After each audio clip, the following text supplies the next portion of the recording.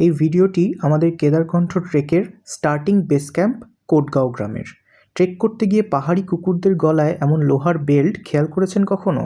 দেখে মনে হয় যেন সেই ছোট্ট বয়সে হয়তো বেল্টটা পরানো হয়েছিল, তারপর থেকে সেভাবেই রয়েছে এবং বড় হওয়ার সাথে সাথে বেল্টটা যেন গলার ফাঁস হয়ে লেগে আছে।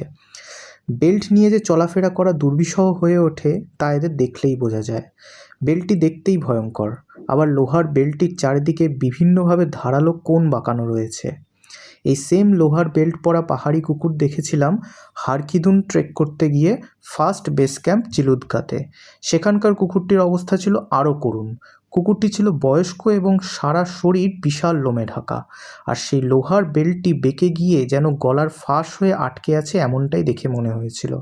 তখন মনে হয়েছিল যে এভাবে এদের ভালোবেসে এমন বেল্ট পরিয়ে কষ্ট দেওয়ার কী মানে আছে।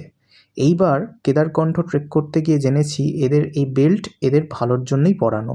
মূলত এক একটি ভেড়ার দলে কিংবা ছাগলের দলে এরকম একটা কুকুর থাকে তাদের পাহারা দেওয়ার জন্যে।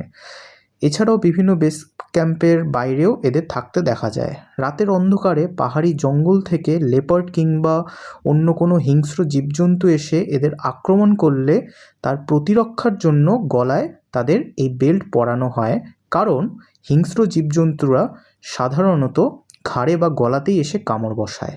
তাই এমন লোহার বেল্ট পরে থাকতে এদের কষ্ট হলেও আদতে এই বেল্ট এদের জন্য রক্ষা কবচ।